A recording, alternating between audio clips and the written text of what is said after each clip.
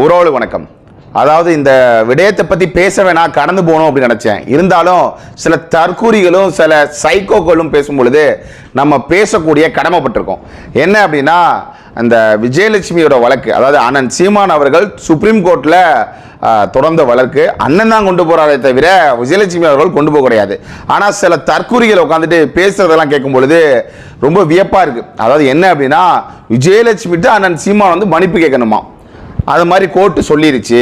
அதனால் வந்து ஜோம்பிகள்லாம் இங்கேருந்து கிளம்பி ஃப்ளைட் டிக்கெட் போட்டுக்கோங்க, ட்ரெயின் டிக்கெட் போட்டுக்கோங்க, அண்ணனுக்கு பணத்தை எடுத்துகிட்டு நேரடியாக போய் விஜயலட்சுமியோட காலில் விழுவுங்க அப்படின்னு ரெண்டு நாய், எப்படின்னா ஒன்று கஞ்சா போட்டுட்டு உடல் மெலிவெற்று மூஞ்ச பார்த்தீங்கன்னாலே தெரியும் யார் அப்படின்னா, இந்த யூடியூப் புட்டஸில் ஒரு நாய் கஞ்சா போட்டிருப்பான். அதே போல் இன்னொருத்தன் வந்து கண்ட கருமத்தையும் தின்னுட்டு நைட்டு நடுஜாமத்தில் உட்காந்து மாட்டுக்கறியையும் பன்னிக்கறியும் தின்னுட்டு பெருத்து போய் கரடி மாதிரி தெல்லுமா பிள்ளை அப்படின்னு பேசக்கூடிய நாய் ரெண்டும் உட்காந்து பேசிட்டு இருக்கு. உண்மையிலுமே அந்த வழக்கோட என்ன சொன்னது, அங்கே என்ன நடந்தது அப்படின்னா, அதாவது அங்கே என்ன நடக்குது அப்படின்னா, விஜயலட்சுமியோட வழக்கை அண்ணன் தான் கொண்டு போகிறார். இதுக்கு ஒரு எண்டு கார்டு போடணும், இது சும்மா தொடர்ச்சியாக இதை தேர்தல் நேரத்தில் திமுக தூக்கிட்டு வருது அப்படின்னு. நேற்று நடந்த சம்பவம் திமுகவுக்கு தான் வந்து ஒரு கவலைக்கிடமாக இருக்குது. இனிமேல் அவங்க வீடியோ போட சொல்ல முடியாது, எதுவும் பண்ண முடியாது அப்படின்னு. அண்ணன்ட்ட என்ன எதுக்காக மன்னிப்புங்கிற வார்த்தையை உச்சநீதிமன்றம் பயன்படுத்துச்சுன்னா, ஒரே ஒரு இதுதான், நீங்கள் பாலியல் தொழிலாளி அப்படிங்கிற சொன்னதுனால, அது போல் சொல்கிறதுனால அதுக்கு வந்து நீங்கள் பேசி ரெண்டு பேரும் மன்னிப்பு கேட்கணும். எப்படின்னா, இந்த வழக்கை முடிக்கிறக்கா பாருங்க, அதாவது அந்த இதை வாபஸ் வாங்க பாருங்க அப்படிங்கிற மாதிரி தான் அறிவுறுத்துச்சு தவிர, நேரடியாக அண்ணன் சீமான் போய் நான் செஞ்சதெல்லாம் தவறு, என்னை மன்னிச்சிரு அப்படிங்கிற மாதிரிலாம் எதுவுமே கிடையாது. ஏன்னா அண்ணன் சீமான் அன்னைக்கு கேட்டதை செய்தியாளர் சந்திப்பெல்லாம் அப்படியே கொந்தளித்து எழுந்த அந்த சில இந்த தற்கூரிகள்லாம் இருக்காங்கல்ல, என்ன அப்படின்னா, அண்ணன் என்ன கேட்டார் அன்னைக்கு, நான் வந்து விருப்பப்பட்டு தானே உறவு வச்சுக்கிட்டேன், விருப்பம் இல்லாமல் உறவு வச்சுக்கிட்டியா, இப்போ வந்து எனக்கு 14 வருஷம் ஆச்சு திருமணமாகி, திரும்ப வந்து நீ இது மாதிரி என்னை மேலே வந்து பார்க்கும்பொழுது என்னுடைய மனைவிக்கும் அப்புறம் என்னோட குழந்தைகளுக்கெல்லாம் இது பாதிப்பை ஏற்படுத்தாதா, இன்னைக்கு நீ ஒரு பொம்பளை இது மாதிரி பண்ணுற, நான் ஒரே போல ஒரு ஆண் வந்து மாதிரி செய்தா நீங்கள் இதை ஏற்பீங்களா அப்படின்னு அண்ணன் கேட்டார். அதே கேள்வியை தான் உச்ச நீதிமன்றம் இன்னைக்கு கேட்டுச்சு. என்ன அப்படின்னா, விருப்பப்பட்டு தானே உறவு வச்சுக்கிட்டீங்க, இன்னும் உங்களுக்கு என்ன பிரச்சனை, திரும்ப கொண்டாந்து கொடுக்காதீங்க இது போல அப்படின்னு சொன்னிச்சு. 5 பேரை நீங்கள் இது மாதிரி அதான் ஆதாரமற்ற அந்த குற்றச்சாட்டி இருக்கீங்க அப்படின்னு. இதில் குறிப்பாக இந்த 24x7 சொல்லோட தமிழ் சொல்லிக்கிட்டு வடக்குலேருந்து வந்த நாய் ஒரு செய்தி சேனல் வச்சுருக்கான். அவன் சொல்கிறான், பாலியல் வழக்கு அப்படின்னா, பாலியல் வழக்கு அப்படின்னா என்ன, பாலியல் குற்றவாளி, பாலியல் வழக்கு அப்படின்னா என்ன, பதில் சொல். முதல் பாலியல் குற்றவாளினா என்ன? இப்போ உன் பொண்டாட்டி இருக்குல்ல, அந்த இதை வச்சுருக்கான அந்த ஹெட்டு, அவனை கேட்குறேன், அவன் இந்த யூடியூப் புட்டஸு, இந்த தடிமாடு கூட கரடி மாடு இருக்கான அவன், இந்த கஞ்சா குடிக்கி, இப்போ இவங்களெல்லாம் கேட்குறேன், உங்களுடைய பொண்டாட்டியை வலுக்கட்டாயமாக கூட்டிகிட்டு போய் ஏதாவது பண்ணிட்டாரு அப்படின்னா அது பாலியல் வழக்கு, அது பாலியல் குற்றம். உங்கள் பொண்டாட்டி விருப்பப்பட்டு வருதுன்னு வச்சுக்கோமே, அது பேர் பாலியல் குற்றம் கிடையாது. இது நான் சொல்லலை, ஹைகோர்ட்டு சொல்லுது, சட்டம் சொல்லுது. அதனால் தூக்கிட்டு வந்துடாதீங்க. நான் பேசும்போது வலிக்குதுல, அப்போ நீங்கள் மட்டும் தொடர்ச்சியாக உட்காந்து பாலியல் குற்றவாளி, பாலியல் வழக்கில் சீமானு அப்படின்னா அப்போ எதை கொண்டு அடிக்கலாம் சொல்? சரியாக பேசு. ஒருத்தனை எதிர்கொள்ள முடியாமல், அவன் பேசக்கூடிய கருத்துக்களை எதிர்கொள்ள முடியாமல் இப்படி வந்து தொடர்ச்சியாக அவன் மேலே அவதூறு பரப்ப வேண்டியது. அப்படி பரப்பி எப்படியாவது ஒன்று முடிச்சிடலாம், அந்த தமிழ் தேசியத்தை தூக்கி போட்டுடலாம் அப்படின்னு ஒரு போக்கில் அரசாங்கமும் சரி, அதுக்கு கீழே வேலை செய்யக்கூடிய எச்சு நாய்களும் சரி இந்த வேலையை செய்யுது. அங்கே என்ன நடந்தது அப்படின்னா, ஒரு பிரமாண பத்திரத்தை தாக்கல் பண்ணுங்க. என்ன அப்படின்னா, அவர் வந்து இது மாதிரி அதாவது சீமானால எந்த தொந்தரவும் நம்ம விஜயலட்சுமி கிடையாது, அதே போல் விஜயலட்சுமி முன்னால சீமானுக்கு எந்த தொந்தரவும் கிடையாது அப்படின்னு ஒரு இது 2 பேரும் வந்து சமநிலையாக போங்க அப்படிங்கிற மாதிரி தான் சொன்னதே தவிர, ஒருபோதுமே வந்து சீமான் வந்து நான் செஞ்ச தவறு, என்னை மன்னிச்சிருங்க அப்படின்னு மன்னிப்பு கேட்கலாம் சொல்லலை.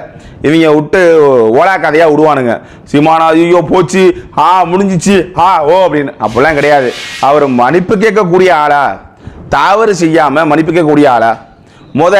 அது அவருடைய பர்சனல், அவருடைய தனிப்பட்ட வாழ்க்கையில் நடந்த கடந்த கால ஒரு சம்பவங்கள், அது முடிஞ்சிருச்சு. அதை கடந்து வந்து அவருக்கு திருமணம் ஆகி 14 வருஷம் ஆகி இப்போ அவர் ஒரு பொது வாழ்க்கையில் இந்த தமிழ் தேசிய அரசியலில் ஒரு தவிர்க்க முடியாத ஒரு மாபெரும் சக்தியாக இருக்கும் பொழுது அவரை மீண்டும் இது போல வந்து குற்றம் சாட்டி அசிங்கப்படுத்துறது. இது குறிப்பாக என்ன சொல்லிச்சுன்னா, உச்சநீதிமன்றம் இனிமேல் வந்து சீமானால விஜயலட்சுமி இந்த இது இல்லாமல் பார்த்துக்கணும் அப்படிங்கிற மாதிரி சொல்கிறாங்க. நம்ம என்ன கேட்குறோம் அப்படின்னா, அந்த அம்மா தான் வீடியோ போட்டு ஒரே டார்ச்சர் கொடுக்குறதே தவிர நம்ம அண்ணன் வந்து எந்த இதையுமே நம்ம கொடுக்குறதில்ல, நம்ம பேசுறது இல்லை. நம்ம கலந்து போய்ட்டு நமக்கு இருக்க போலப்பே பார்க்க நேரம் இல்லை, தமிழ் தேசியத்தை பேசவே நேரம் இல்லை.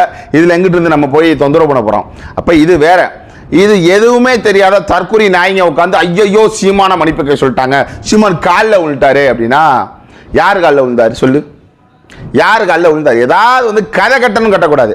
ஒரு கருத்து பேசக்கூடிய நாய்ங்க, ஒரு ஊடகத்தை வந்து பேசக்கூடிய நாய்ங்க, எச்சப்பொறிக்கு முன்ன நாய்ங்க சரியா பேசணும்.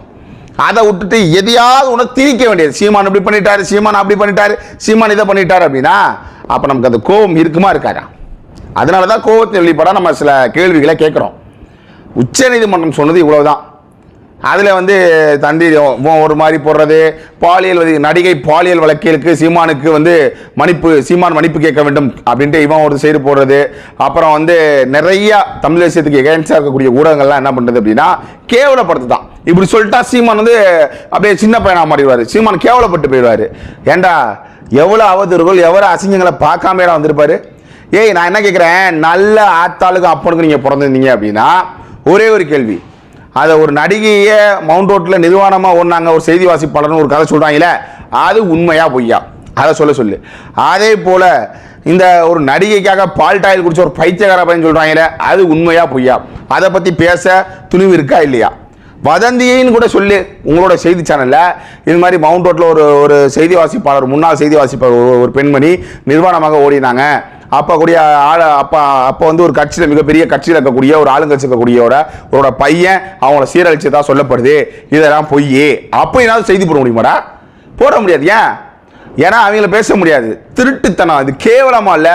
அப்போ எளிய பிள்ளை ஒருவனை வந்து நீங்கள் விட்டு இந்த விளாசுவீங்க அப்படின்னா சீமான தவறு செஞ்சாரா செய்யலையாங்கிறது நீதிமன்றம் பார்த்துக்கும். அந்த கேஸை யார் எங்கே கொண்டு போனார்னே தெரியாமல் நாய் பேசக்கூடாது. அண்ணன் தான் கொண்டு போய் சுப்ரீம் கோர்ட்டு கொண்டு போறாரு, எப்படியே உச்ச நீதிமன்றத்துக்கு கொண்டு போய் இதை முடிக்கணும், ஒரு 2 கார்டு போடணும்னு கொண்டு போறாரு தவிர அந்த அம்மா கொண்டு போகல.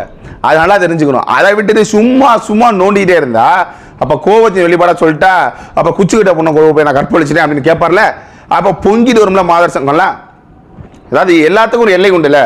ஒரு நான் சும்மா நோடக்கூடாது, அது தனிப்பட்ட விடையும். அது கோர்ட்டுக்கு போயிடுச்சு, கோர்ட்டு பார்த்துக்கும். கோர்ட்டுமே வந்து அதாவது சீமானை கைது பண்ணக்கூடாது, சீமானுக்கு விசாரணை பண்ணக்கூடாது, இடைக்கால தடை செல்லும் அப்படித்தானே சொல்லியிருக்க தவிர சீமானை கூப்பிட்டு விசாரிங்க, சீமானை கைது பண்ணணும்னு கொடுக்கல. உண்மையிலுமே அந்த சீமான் மேலே இது மாதிரி தவறு இருந்து அவருக்கு கட்டாயத்தின் பேரில் அந்த அம்மாவை இது மாதிரி பண்ணியிருந்தாரு அப்படின்னா கண்டிப்பாக வந்து அவர் குற்றம் சொல்லியிருப்பாங்க. அது கிடையாது. வழக்க விசாரிச்சாச்சு. அவர் 14 மணி நேரத்துக்கு மேலே பேசியிருக்காரு. அது விதமாக வலசரவாக்கத்தில் பேசியிருக்காரு, நிறைய முறை போய் சொல்லிட்டாரு. இப்போ கோர்ட்லேயும் எல்லா அப்டேட்டையும் கொடுத்துட்டாரு. இப்போ கோர்ட்டு முடிவு பண்ணிக்கும். அதை விட்டுட்டு உங்களுக்கு என்ன மயிருங்கிற எதையாவது பேச வேண்டியது. சீமான் வைக்கக்கூடிய தமிழ் தேசிய கருத்துக்கு எதிராக ஒரு கருத்தை வைக்க முடியுமா? இந்த திராவிடம் புடுங்கியது இது, இந்த திராவிடம் செய்த நன்மைகள் அப்படின்னு பேச முடியுமா? நீர்நிலைகளை பற்றி பேச முடியும். நாங்கள் நீர்நிலைகளை நிறைய அணை கட்டியிருக்கோம், பாதுகாத்திருக்கோம், மலைகளை பாதுகாத்திருக்கோம், ஆறை பாதுகாத்திருக்கோம், மணல் இல்லாமல் தடுத்திருக்கோம் அப்படி ஏதாவது சொல்ல முடியுமா? கரண்டை திருடலை அப்படின்னு சொல்ல முடியுமா? ஏழை விவசாயிக்கு வயிற்றில் அடிக்கலை, விவசாயம் நல்லா இருக்கு, அரிசி தமிழ்நாட்டில் இருந்து தான் நாங்கள் தயார் பண்ணி எல்லாத்துக்கும் கொடுத்துட்டு இருக்கோம், பால் தமிழ்நாட்டில் இருந்து தான் எல்லாத்துக்கும் போயிட்டு இருக்குன்னு ஏதாவது சொல்ல முடியுமா? ஒரு மயிரும் கிடையாது. அதை பற்றி பேச துப்பு திராணி எந்த மயிரும் கிடையாம சீமானுடைய தனிப்பட்ட வழக்கெடுத்து பேசலாம் அப்படின்னா அப்போ நான் என்ன கேட்குறேன் அப்படின்னா பாலியல் குற்றவாளின்னு சொல்றீல, பாலியல் குற்றவாளின்னு சொல்ல அதான் கேட்குறேன். உன்னுடைய உங்க பொண்டாட்டிய அனுமதி இல்லாமல் தூக்கிட்டு போய் ஏதாவது பண்ணாதான்டா பாலியல் குற்றவாளி. பரதேசி நாய்ங்களா? சரியா? எதுக்கு எந்த வழக்கு எப்படி என்னன்னு தெரியாமல் பேசக்கூடாது. இப்போ நம்ம பேசிட்டா போட சில நாய் நீ சூனு பேசுகிற பூனு பேசுகிறேன்னு ஒரு நாய் வந்து கமெண்ட் செக்ஷனில் கதறுது.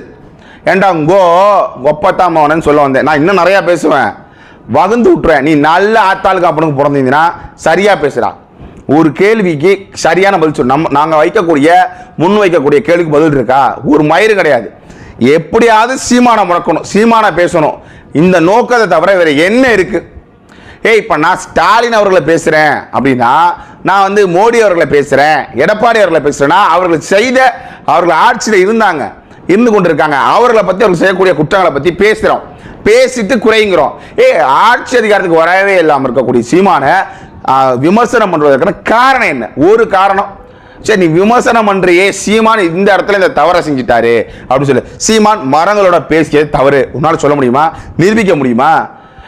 சீமான் நீருக்காக பேசுறேங்கிறாரு தவறு, சீமான் வந்து காற்றுக்காக பேசுறேங்கிறாரு தவறு, சீமான் விவசாயி சோறுக்காக பேசுறாரு தவறுன்னு சொல்ல முடியுமா? ஆடு மாடுகளுக்காக பேசுற தவறுன்னு சொல்ல முடியுமா? சொல்ல முடியுமாடா? உலக நாடுகளை வியந்து பார்த்து இது சரியான போக்கு, இப்படி ஒரு அரசியலை பார்க்கலன்ட்டு ஆங்கில பத்திரிகைகள் எழுதிட்டு இருக்கான். நீங்க என்ன பரதேசி உட்காந்துக்கிட்டு எதையாவது பேச வேண்டியது? இதெல்லாம் விட்டுட்டு இவன் எதை கொண்டு போறான் அப்படின்னா, சீமானவருடைய தனிப்பட்ட வழக்கா இருக்கக்கூடிய இந்த விஜயலட்சுமி வழக்கை கொண்டு போகும் பொழுது நமக்கு கேள்வியும் கூத்துமா இருக்கா இல்லையா? இவங்களை என்ன பண்ணலாம்? அப்ப ஒரு எல்லாத்துக்கும் ஒரு எல்லை உண்டு. நம்ம இதை இந்த இடத்துல சரி செய்யணும் அப்படின்னா அதை சரி செஞ்சாகணும். அவர் கொண்டு போயிட்டார் இதை. இப்ப யாருக்கு திருடனுக்கு தேல் கொட்டினாப்புல பொத்திட்டு இருக்கணும் யாருக்கு இருக்கு அப்படின்னா திமுக அரசுக்கு இருக்கு. ஏன்னா அதுதான் தொடர்ச்சியாக என்ன பண்ணும் அப்படின்னா, ஒவ்வொரு முறையும் தேர்தல் வரும்பொழுது அக்காவை கூப்பிட்டு ஒரு வீடியோ போடு அப்படின்னு சொல்லி போட வச்சு அவங்கள ஒரு மன அழுத்தத்தை கொடுத்து அவங்கள பேச வைக்கும். அதனால இதுக்கு ஒரு எண்டு கார்டு வந்துருச்சு. இன்னுமே வந்து அவங்க பேசவும் முடியாது. அண்ணன் சீமான் மன்னிப்பு கேட்கணும் அப்படிங்கிறது அவங்க வந்து நான் தவறு செஞ்சிட்டேங்கிறது கிடையாது.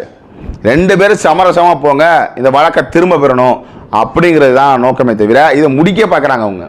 சீமான அவர்கள் குற்றவாளி அப்படின்னா இந்நேரம் வேற மாதிரி போயிருக்கும்.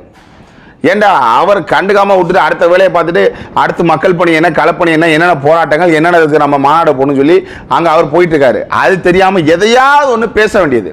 சீமான வறண்ட இழுக்கிறது தவிர இந்த வறண்ட வேலைக்கு வேற என்ன விளங்குறேன்? ஒரு மயிரும் கிடையாது. உக்காந்து அது இந்த புதுசாக வந்து அணில் குஞ்சுகளா ஐயோ ஹஹா அப்படிங்கிறான். என்ன ஐயோ ஹா என்ன? ஏண்டா இப்போ நான் உங்களுடைய தலைவர் விஜய் அவர்களை பற்றி இருக்கக்கூடிய ரூமர்களை பேசுவோமா? சொல்கிறா திரிஷா கூட வச்சு பேசுகிறாங்க, கீர்த்தி சுரேஷ் கூட வச்சு பேசுகிறாங்க, அதெல்லாம் பேசுனா அது அரசியல் நாகரிகமாக இருக்குமா? அது கிடையாது. அதை போயிடணும். இது ஒரு வழக்கு, இது வாழ்ந்தாரு வாழல, இது அது வந்து அவருடைய தனிப்பட்ட ஒரு வழக்கு, அதை சந்திக்கிறாங்க அவ்வளோதான். சீமான அரசியல் பேசக்கூடிய ஒரு காரணத்தினால, அதுவும் ஒரு தமிழ் தேசியம் பேசக்கூடிய அரசியல் பேசக்கூடிய காரணத்தினால அவருடைய வழக்கை எடுத்து நீங்கள் எப்படிலாம் பேசுறீங்க அப்படின்னா, இந்த தனிப்பட்ட வாழ்க்கையை பேசினா உங்களுடைய தனிப்பட்ட வாழ்க்கையெல்லாம் பேசினா உங்களுக்கு எங்கெங்க வலிக்குமோ அதே மாதிரி தான். ஷூவை மூடிட்டு வேலை பாருங்கடா. ஷூனா காலில் போகிறோம்ல ஷூ, அதை மூடி வச்சுட்டு வேலையை பாருங்கன்னு சொல்ல வரோம். சும்மா எதையாவது பேசக்கூடாது. தொடர்ச்சியாக வந்து நைனு சீமான் பேசக்கூடிய அரசியல் கருத்துக்கு ஏதாவது ஒரு கருத்தை எடுத்து வைக்க முடியுமா? அதுக்கு பதில் இருக்கா? அதை விட்டுட்டு சும்மா நோண்டிக்கிட்டே இருந்தா அப்போ அதன் விளைவு எப்படி இருக்கும்?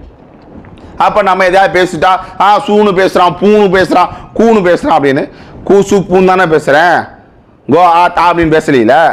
அப்போ கவனமாக இருக்கணும். நம்மளும் நிறைய பேசக்கூடிய சூழலாம் ஏற்படும். சரி வேண்டாம், தவிர்த்துட்டு நாகரிகமாக போகணும்னு நினைக்கிறோம். இவங்க மட்டும் எடுத்து சாணியை தூக்கி அடிக்கலாம். அப்போ நம்ம ஐயோ அவன் சாணியை அடிச்சிட்டான்னு மூஞ்ச கழுவிட்டு போனால் என் மேலே சாணி வாசம் இல்லாமல் இருக்க போதா? அப்போ நம்ம என்ன செய்யணும்? என் நரவில் தூக்கி அவன் மூஞ்ச அடிக்கணுமா அடிக்கக்கூடாதா?